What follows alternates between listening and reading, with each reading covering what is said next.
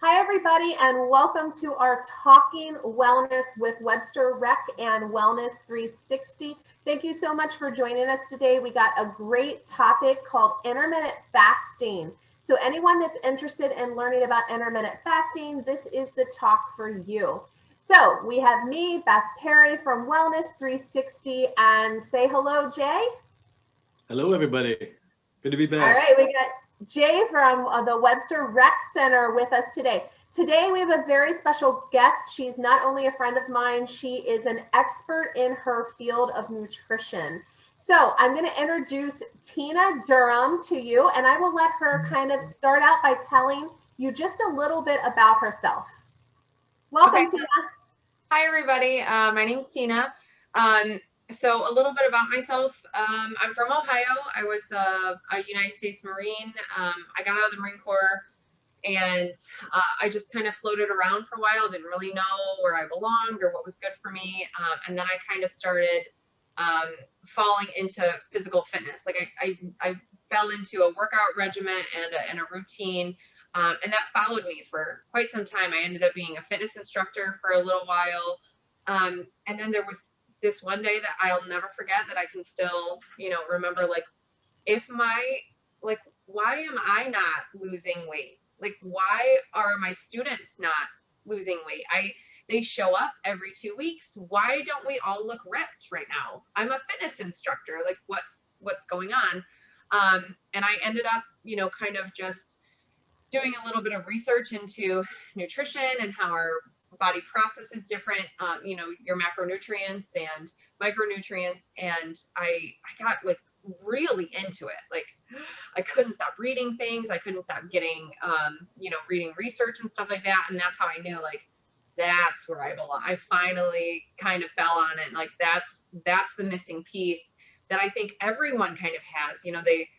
They go to the gym and why don't I get the results? And I'm killing myself at the gym. I'm doing 2 hours. I'm doing this. And I just don't get it. And there's just so much misinformation out there. And so I was on a mission to find like the truth.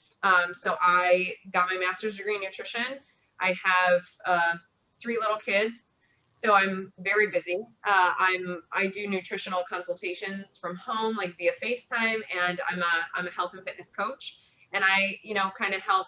My specialty really is women, but I have worked with men before, but my specialty is really like just helping women understand what food does in their body, how it affects their hormones, and how to get the best results, kind of that they're looking for, so that they can reach that place of peace, with their body, instead of running that war with themselves and, always wanting to be this or that or look this way or whatever. I really try to help them switch their mindset to nutrition and health and wellness, as opposed to like, how do I lose 20 pounds? that kind of thing. Because I was in that diet reel for a long time when I was in my teens. So that really has called me to do nutrition and spread kind of the truth instead of all the fads and those kinds of things. So I couldn't agree with you more, Tina. That is awesome. And again, she's a very dear friend of mine. So she's my go-to whenever I have a question about nutrition or what's going on with this or that. Because I kind of started with the same background. That's why we get along so well. We're both really into fitness. And me, with being one of the owners of Wellness 360, and Jay, I'd like for you to chime in on this also. But I tell people fitness is amazing, and I cannot speak high enough about fitness. And like Jay and I talked, the vanilla of fitness, the getting the foundational movements down before you go jumping into a big program. And working with Wellness 360, we do a lot of modifications. But when it comes to nutrition, that's probably the demon in my pocket is nutrition. I'm not great with nutrition, and I will be the first one to admit it. I know this much. But for me, myself, I refer to the experts. So I'm the one that you come to, you're saying, hey, I'm having these issues, whether it be with a diagnosis, because we all know things change when you have a diagnosis, or whether it be with a digestive issue or weight loss. I'm the first one to say, you know what, here's Tina's information, talk to her, because there's so much that I don't know and so much more ways that you can help than I can in this area. Jay, what do you typically do when it comes to nutrition? Um, It's always been an area of interest myself. I've taken some coaching or nutrition coaching classes.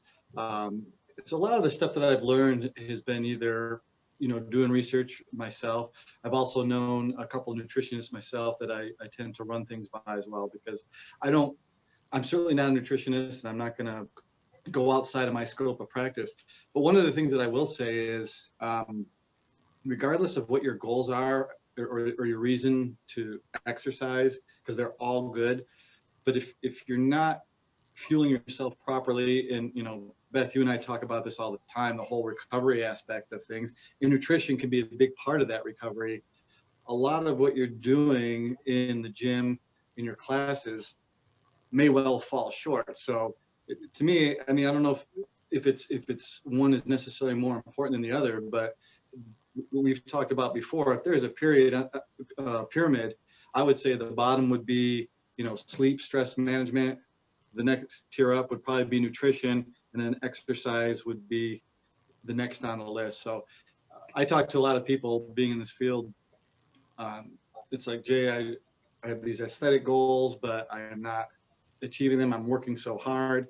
A lot of times they're working too hard and they're not paying attention to what they're putting in their body. So it's definitely something that's out there.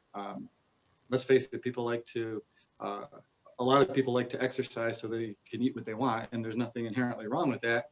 But if you do have loftier body composition goals, it's probably going to be a lot harder if you have that philosophy. Absolutely. I could not agree more with you. And I used to be that person. I was a personal trainer and I used to work out so I could eat. Thank goodness that was, in my mid 20s. And things have changed slightly. I do know that Tina has corrected me on quite a few things in my own lifestyle in the most loving way possible. But yes, so I still have a lot of work to do. I am 100% better than I was 10 to 15 years ago, but I'm excited to hear what I was telling Jay about intermittent fasting. And what I know about intermittent fasting is what I've read in my books of self-healing books and things of that nature, and what my husband does. So I kind of just jumped ship with him. And so I'm really excited to hear more about the intermittent fasting. So you kind of talked a little bit about, why you dove into nutrition, and you're welcome to add more into that. But I'd like to know a little bit more about, or I should say the listeners, a little more about your personal philosophy on health, wellness, fitness, and nutrition. So if you have, a goal in mind, I usually, when I get people on the phone, I say, all right, what's your goal? And they say, I want to lose 20 pounds. I want to lose 10. I want to be 160 and I'm 175. And I stop them right there. And I say, are you attached to the number, or are you attached to a feeling? Do you feel better in your clothes when you're 160? Do you what is it?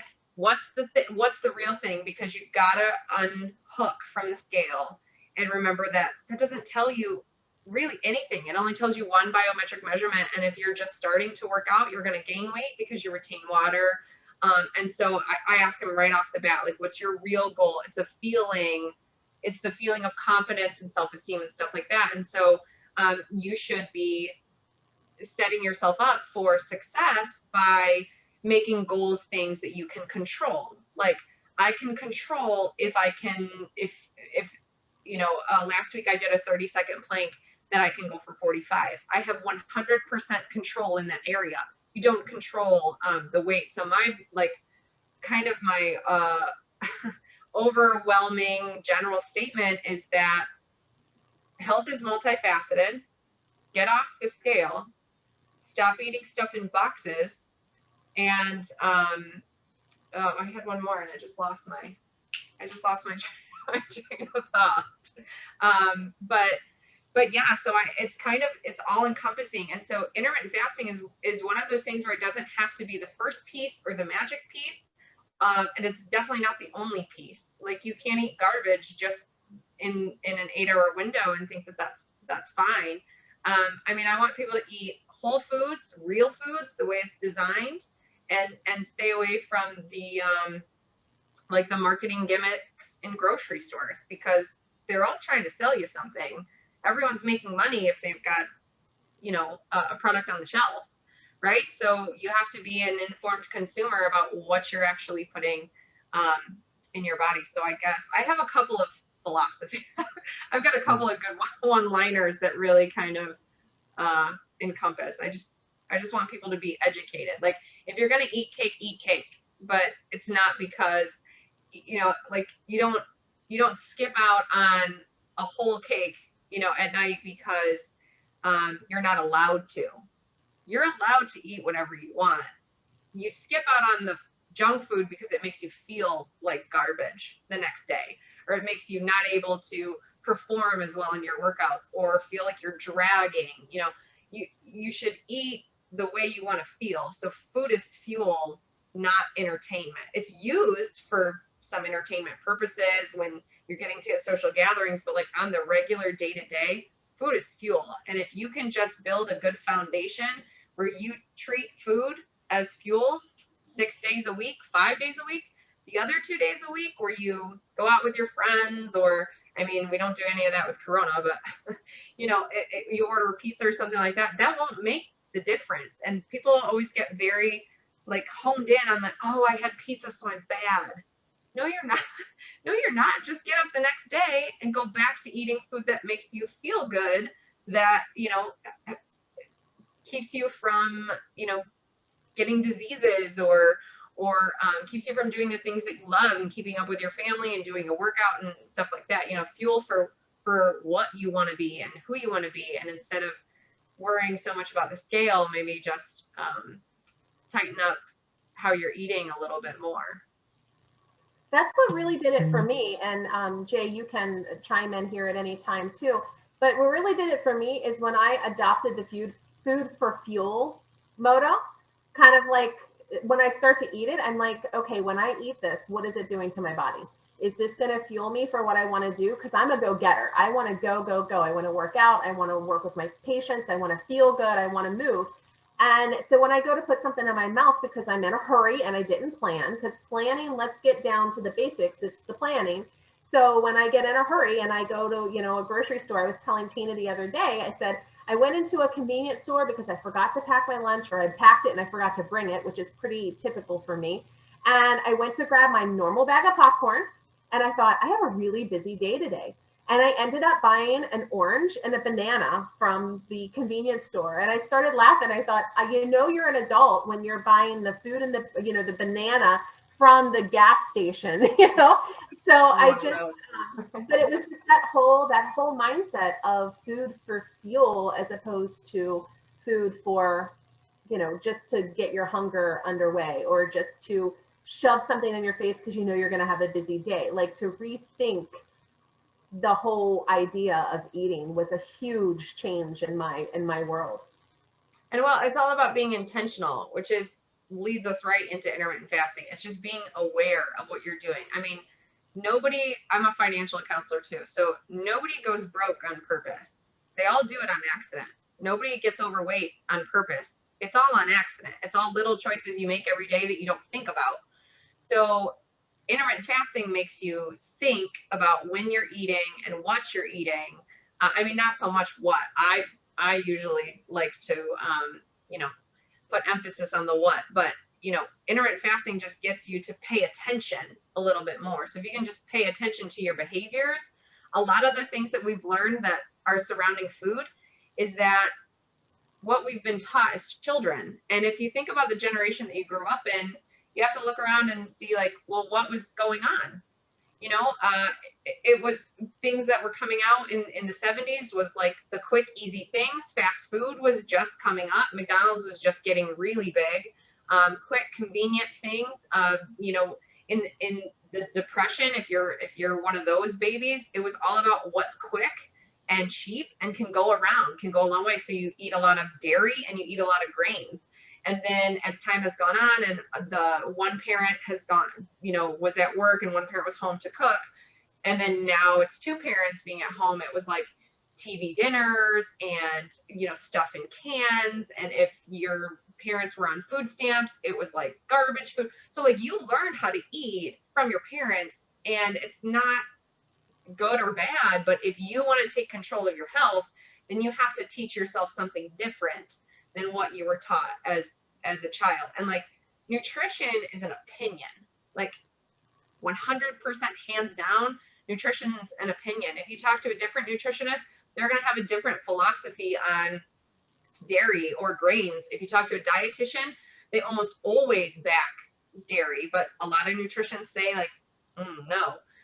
So you kind of have to decide what works for you. Some people it's beneficial, some people it's not.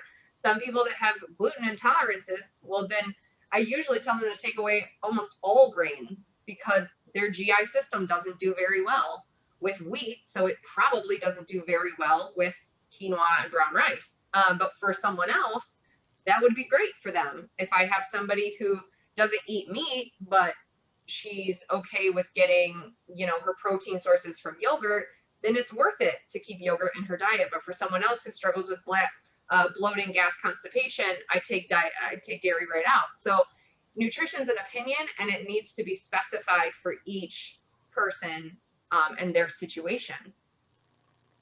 I think that's a really great point in pretty much everything that we do, is that there's not a one size fits all for any of this. It's very much an individualized thing. And I tend to be a self-experimenter. I mean, I've been around long enough now where I've tried enough things. I know what makes me feel good. I know what helps me feel strong. So, you know, and I enjoy that part of it, but not a lot of people necessarily do or have a lot of education in, okay, what should I be eating if what I'm doing now isn't working for me? And obviously that's kind of where you come in. So maybe, you know, we've been throwing this word fasting and intermittent fasting around the last few minutes. So maybe we could talk about it. Maybe you can kind of give us a definition of intermittent fasting.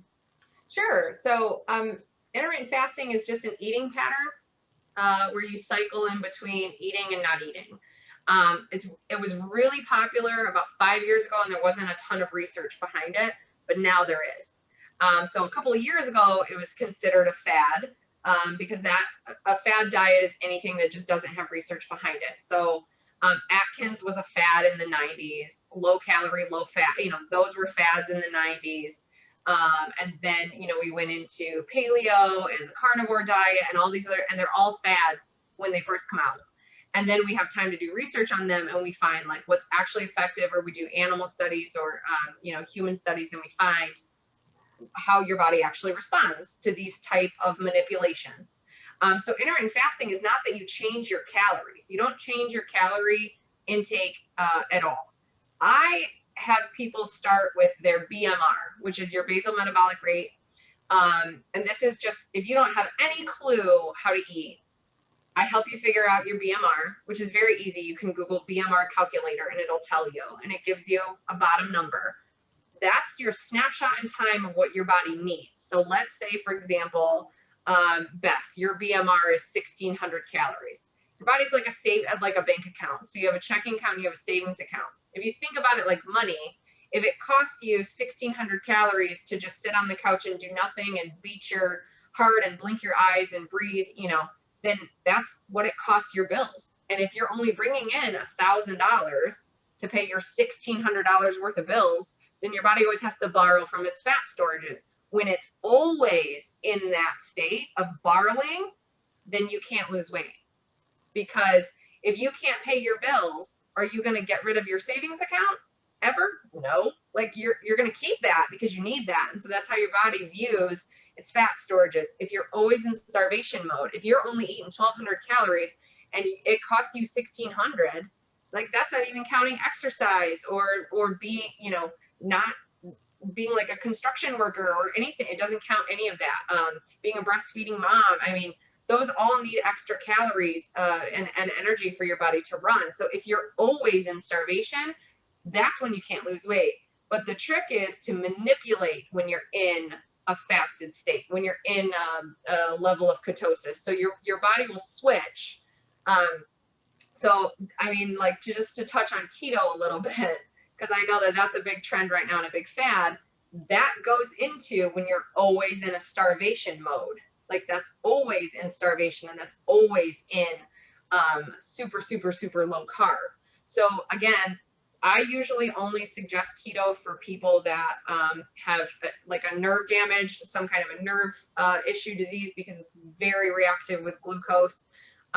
So Parkinson's, um, like any neuropathy, that those kinds of things is what I usually suggest keto for, but not never as low as the fad diet suggests.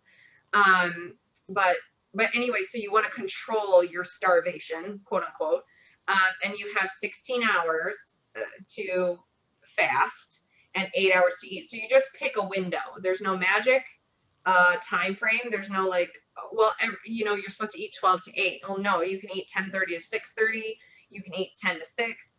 Whatever fits for your life. It's just an 8 hour of eating and a 16-hour window of off. And so then your body goes from, if it's like an assembly line, for example, and you're always bringing food in, then your blood sugar is always, moving up and down, and your GI tract is always moving. It's always going. You're always pushing things along. You don't really give your body a lot of time, to absorb nutrients or to bring your blood sugar levels back to a normal state. And so people that do intermittent fasting find that their digestion is a lot better. Like, I mean, a lot better. A lot of digestion issues seem to go away when we stop eating constantly. Because in America, we live to eat. We don't eat to live. That's just not, it's just not who we are. We absolutely live to eat all around the clock. And then on top of that, we've got commercials and grocery stores telling us, here's a snack, here's a great snack for you, snacks on snacks on snacks, and don't skip breakfast. Thank you, McDonald's, for letting us know that we shouldn't skip breakfast. I wonder who that benefits in any way, shape, or form. You can skip whatever you want, you can eat whatever you want, but it's in that 8-hour window so that your body goes from glucose burning, constant sugar, to fat burning. So it'll start, going off of ketones instead of glucose. But you absolutely need some glucose in your life, in your day.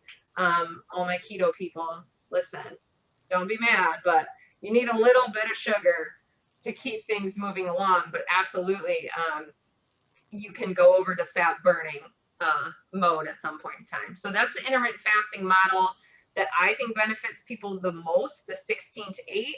There's another one that's eat, stop, eat, where you fast for 24 hours, and then that's just once or twice a week. You just don't eat from dinner on day 1 to dinner at day 2. And I don't love that one, honestly. I think a lot of people, I think a lot of people struggle with that because if they don't eat for 24 hours, when they finally do get to eat, they're shoveling food in their mouth. It's just like, give me everything because I'm so hungry. And they end up eating things that aren't really good for them anyways. And so your body's going to store all those calories that it just was deprived of. And so then what benefit did it do? I think people do stuff like that just to shake things up because they don't know what else to do. So they're like, well, maybe if I just like boost my metabolism really quick. Well, that's not true. What boosts your metabolism is eating a consistent diet of all foods. I'll never tell you to like remove an entire food group unless there's a contraindication, for it if you have a disease or something like that. But if you can eat food the way that it comes off of a plant consistently, your body starts to trust you and it'll let go of fat storages if it knows that you're going to bring in the energy that it requires. I think that's great. And I know you touched a little bit about it already, but maybe talking a little bit more, because I know just from stuff that I've read and researched, people that do prolonged fasts that are 3, 5, 7 days, what are your thoughts on those type of fasts, or even longer too, and even for more medical purposes like diabetics, things like that? So maybe we talk a little bit about that.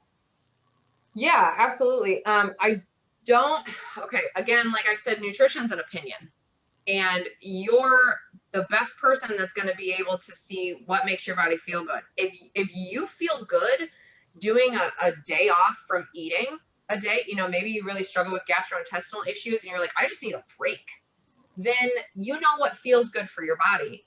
Medically, I would say no for doing any longer amounts of fasting, but I'm not you and I'm not your body, and I don't know what feels great. The contraindications for fasting, like who shouldn't do fasting, is anyone that needs calories on a very consistent basis. So people that are still growing, people under the age of 18 are still growing and changing and stuff like that. So no, they definitely shouldn't be doing intermittent fasting. Breastfeeding moms, pregnant moms, diabetics are okay, but again, it needs to be personalized. It needs to be by each person. Some people, their blood sugar tanks in the morning and they have to eat right away.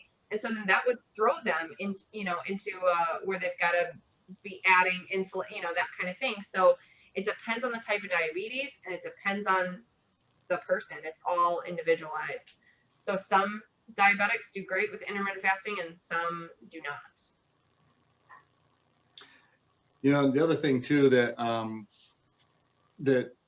kind of comes into play here too, and I know there's a lot of religions that have long fasting periods, and if you look at some of the research and a lot of it, I mean, when we're talking about any outcomes here, it's not necessarily just one thing. So we're talking about nutrition in this case, but if you look at lifestyles in general, environment, stress, things like that.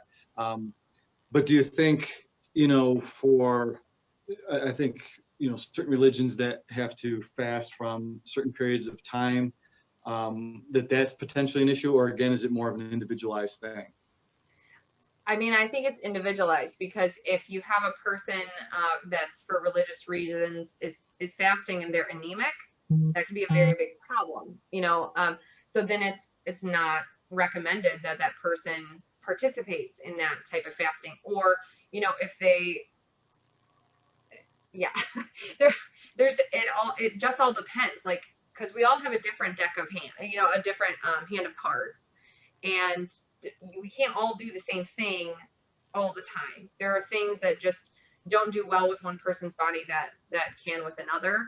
So I would say if you have any medical contraindications that would say that you shouldn't be fasting or being without food for a period of time, then don't. But with that being said, our bodies aren't completely, stranger to fasting.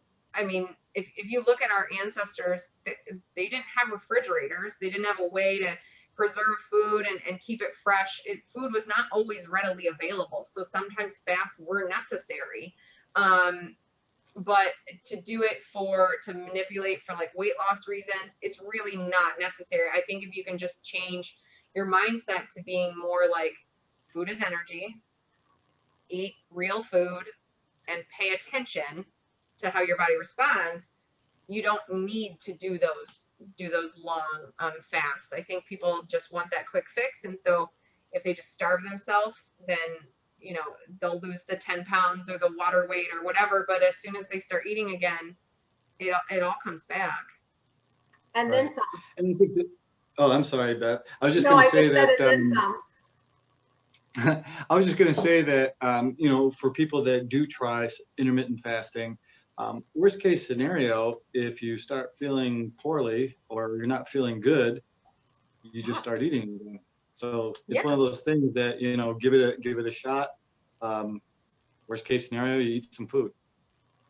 Yeah, I have a question for you, Tina. I saw a Facebook ad once, and it struck me intriguing, and I started to read it, but I wasn't going to pay to get the information because I have you. Why would I need to pay somebody else for the information? Right. So they've talked about body types and different types of fasting, that one person should be fasting longer. Do you find any validity to that? No. I didn't think so either. That's why I didn't pay the money. No. And again, it's everyone's an individual. It's not just your body type. It's not just if you're an endomorph or an ectomorph or a mesomorph. And honestly, like, the fasting differences or the macronutrient differences are like 5%. It's like the smallest difference that they took. Even if you did your research and looked into it, it's the smallest amount of difference. For intermittent fasting, though, I'll tell you that I would absolutely say not to just go right into 8 hours, because that's a big shock, not to your system, but to like your mind. And you have to know what's happening to be able to tell your body like, no, we're okay. We don't have to eat, right now. So I usually tell people like, start on a 12-hour, pay attention, like see what you do.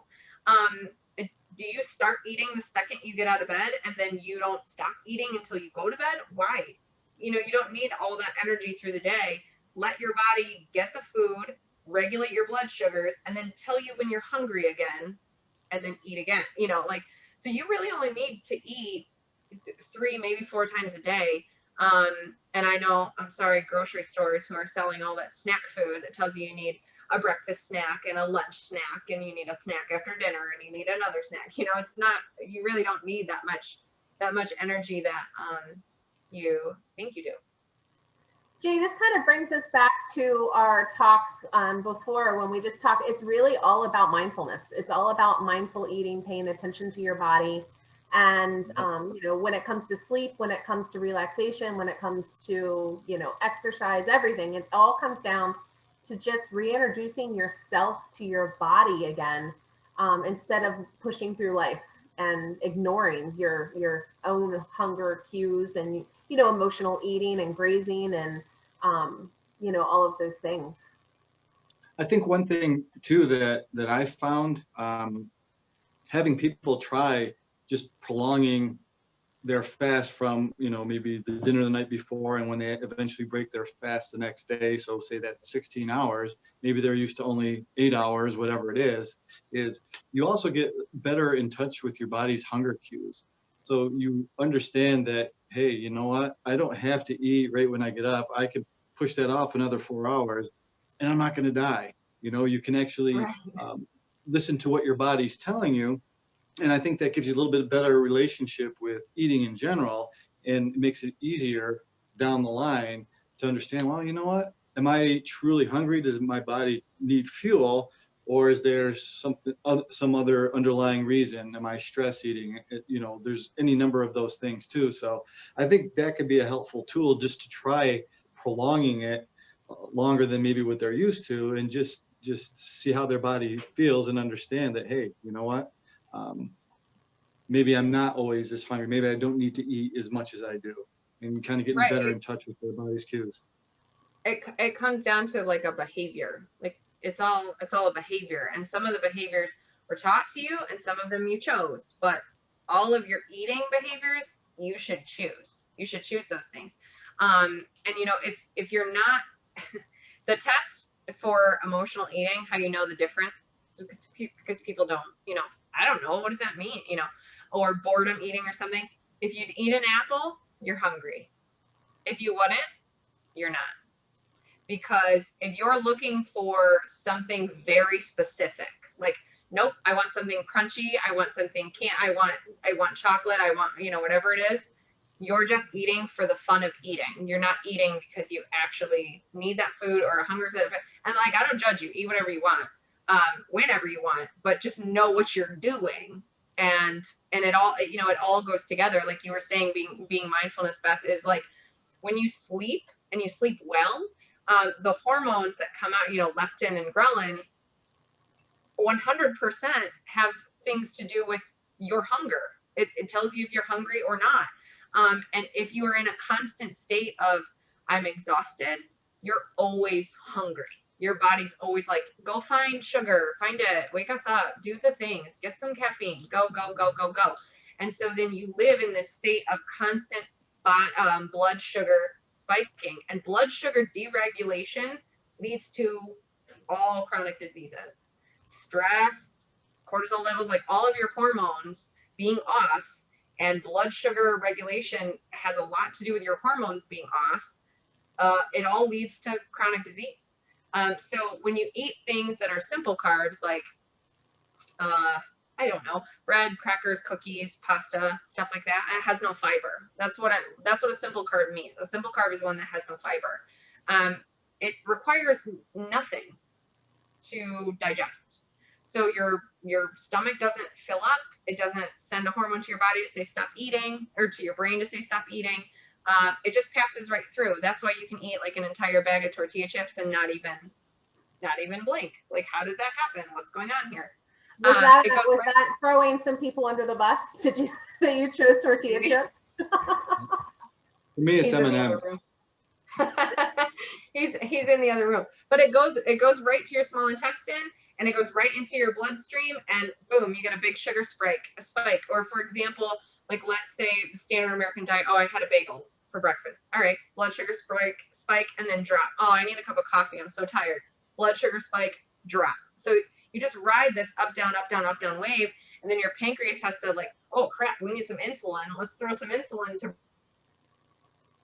And that constant overworking of your pancreas and insulin and all these things throw everything off kilter. You get chronic headaches, you get your cortisol level goes up, you don't drop weight. Like all the things come from eating simple carbs by themselves, and letting your blood sugar just ride this big roller coaster. So if you're gonna, when you break your fast, like in the morning, I think you and I were talking about this, Jay, before we started recording, but a food that you could maybe eat to break your fast, I tell my people to eat one of each group.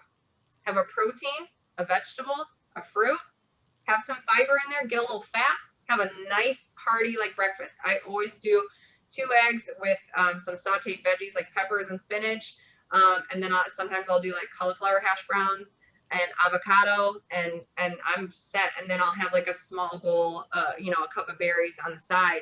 And my blood, like my body knows what to do with that. My stomach swells up. It tells my brain, all right, we're at max capacity. Stop eating.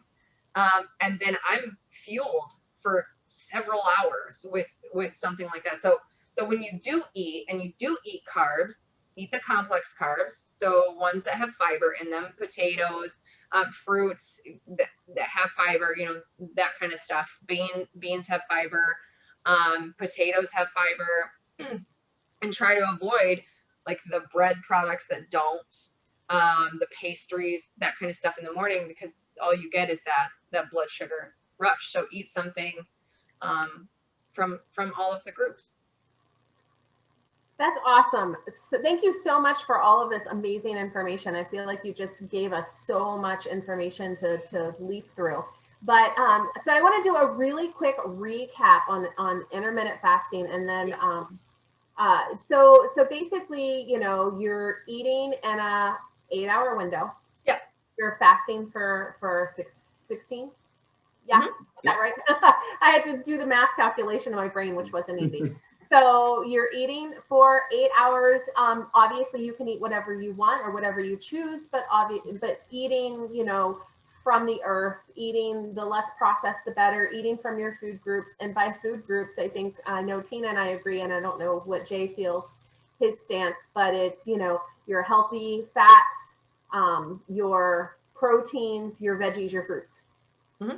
So sticking to those main food groups during the day, and being mindful, just listening to what your body's telling you. Are you hungry or are you stressed? And I love what you said. If you want to eat an apple, then you're hungry. If you're not going to eat the apple, then it's some other form of eating, emotional eating of some kind. And boy, there's so much truth to that. So let's do you want to add anything else before we get down in personal? Well, I just wanted to, about intermittent fasting in the window of not eating, because that's where people are usually like, but what can I eat? But what can I eat when I'm not eating? What can I drink when I'm not eating? What can I, what does that mean? So a fasted state means just water, or less than 50 calories in your fasted state. Anything above that will spike your blood sugar. It's all about the blood sugar spike. If you spike it, it's over. If you have the cup of coffee with a bunch of sugar in it, you're like, oh, it's no big deal. It's just a little coffee. If it's got more than 50 calories in it, you spiked your blood sugar, have your breakfast, move on next day. Like, no, it's fine. Next day. If you needed that, I'm going to have a terrible day. I know, and you need it, then take it and move on. You don't have to intermittent fast every single day.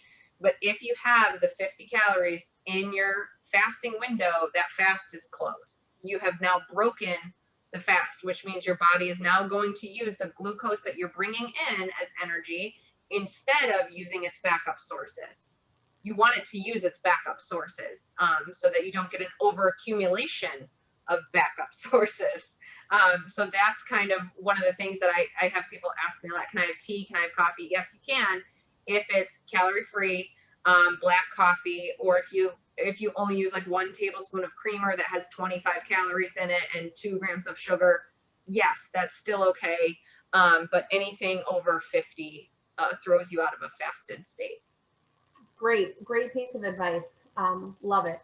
So let's talk a little bit about you. Who do you follow? Like, Jay and I are big readers. We love to read, and we have our people that we love to read. A lot of these wellness or Talkin wellness videos happen because we've read and were inspired by a certain topic. So who do you follow for inspiration, and what are the last couple books that you have read? Okay. You already asked me this prior. I was supposed to have this lined up and I didn't. Okay. One of my favorite wellness books or nutrition books is How Not to Die. That's one of my jams. I don't know if you've ever read it. Is that Dr. Greger that wrote that? Yeah. Okay. Yeah. So, and his premise is like a plant-based diet, gets rid of cancer. Well, that's not 100% true. I mean, again, nutrition is an opinion and everyone has a different philosophy and he's allowed to have whatever philosophy he wants. But what I found is that people overestimate how many vegetables and fruits and fiber and stuff that they're eating, like the good stuff. The majority of their diet, they always overestimate and they underestimate how much garbage they eat or how many carbs and stuff like that. And so I think what's interesting is that, okay, I do a lot of research. So I'm on Google Scholar. So I don't follow a specific person because, again, it's all an opinion. I like to kind of be informed and form my own opinion.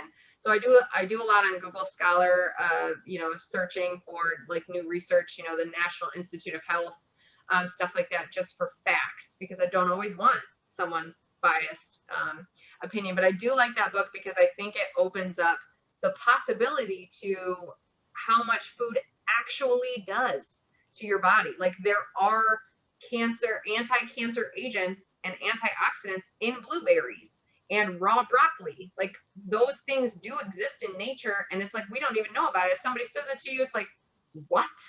That's a thing?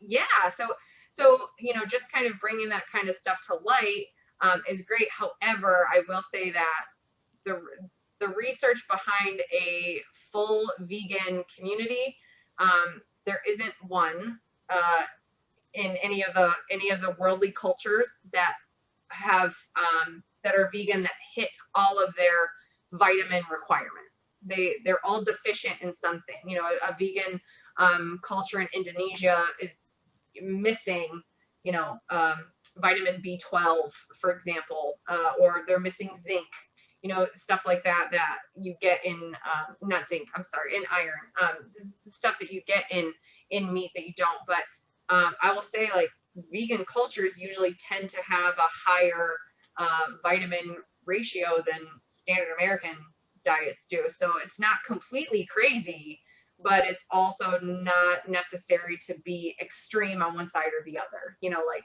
to be completely vegan or completely keto, it's unnecessary to be an extreme. You can be in the middle and hit all of your micronutrient requirements. So really, just eat your veggies. Yeah, for the love of God, right? Yeah, I think an important to note is that for most people, the typical North American diet, it doesn't take a whole lot to make it a little bit healthier. So if people are just kind of, biasing a little bit more towards plant-based and whole foods, it's going to make a big difference. And the more you add those things, it tends to push out some of those less than desirable things. Because really, when it comes down to it, we want to have a good balance so we're not malnourished and we're operating at highest energy levels and all those other things. So, and anybody that has made profound changes in their diet and started to feel good will understand that that's very, very true. So I guess maybe that's the good news. If you're tend to follow the typical North American diet, there's just little subtle changes you can make even on a meal by meal basis that could make a huge difference, and then you just go from there. Right. You You just gave me an take it one awesome meal at tip. a time. Oh, sorry. I was going to say, you gave me an awesome tip, and you said just eat veggies at every meal. And I've been even doing that with my son, who's 8. And now every meal, before it might have been like a PB&J and chips, or a PB&J and a granola bar or something like that. But now it's like a PB&J and cucumbers, or a PB&J and carrots. And it seems so simple, but if you really become mindful of it, you realize how little you actually are eating, or how little I'm serving to my son. Dinner, always veggies. Veggies always at dinner.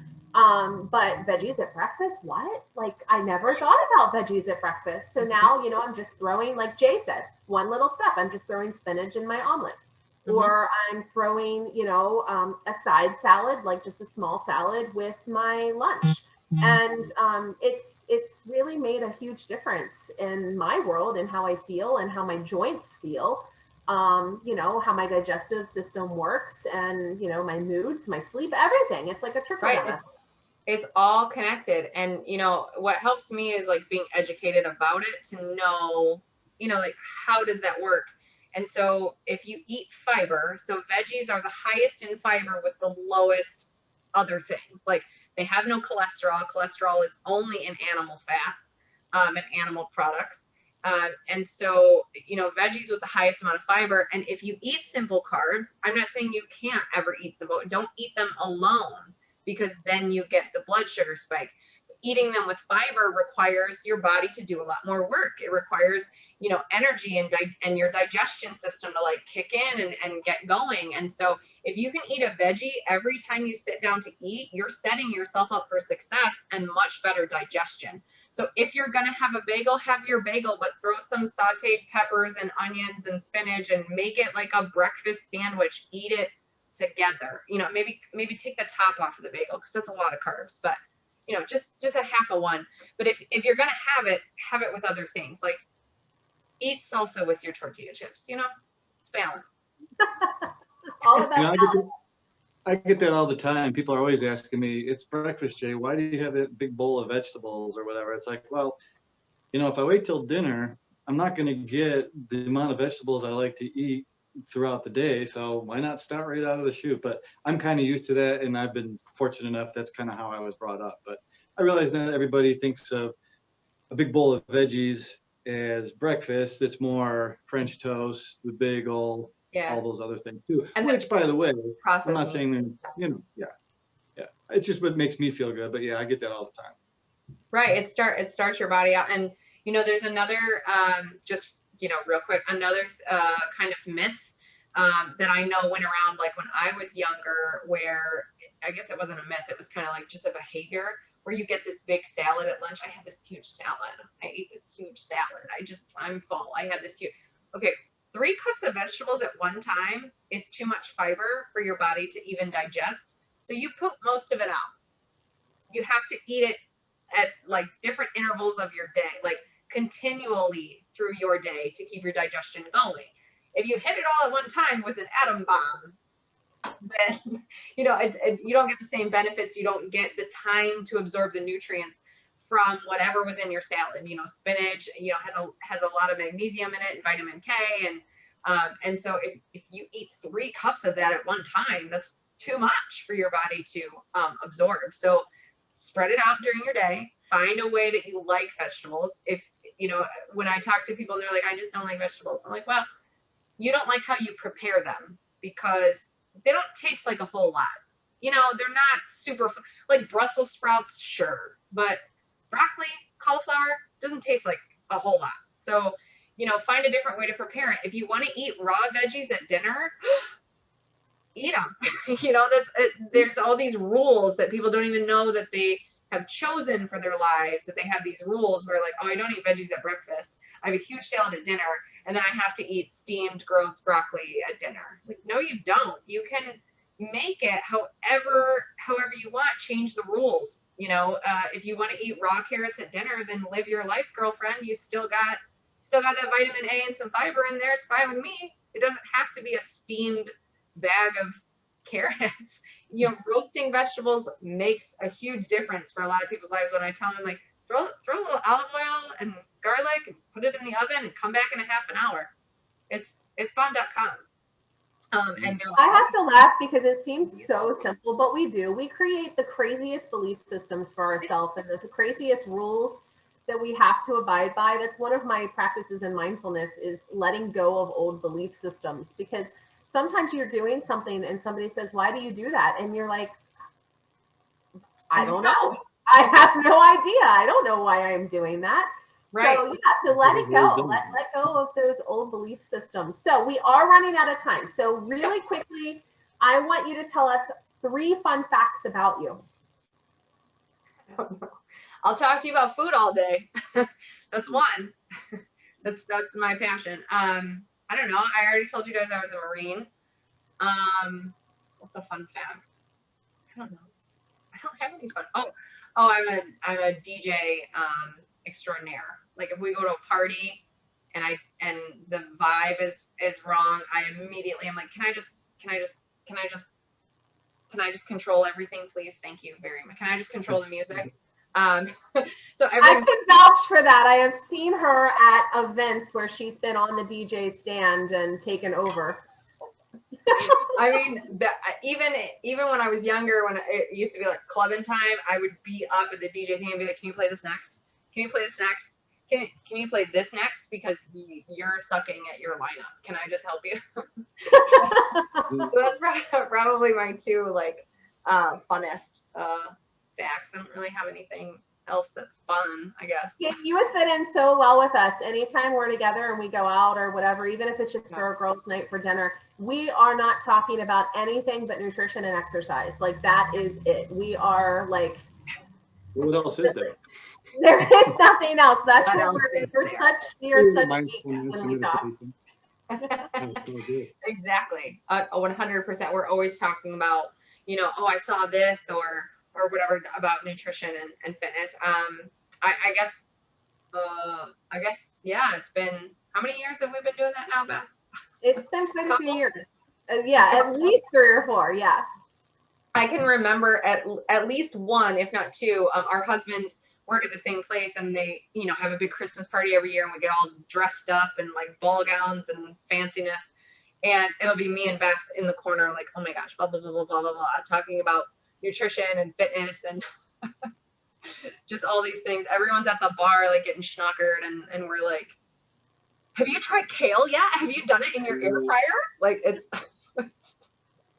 Yeah, it's definitely been fun. So Tina, wrapping things up, tell us where we can find you and how to connect with you if somebody would like further one-on-ones with you.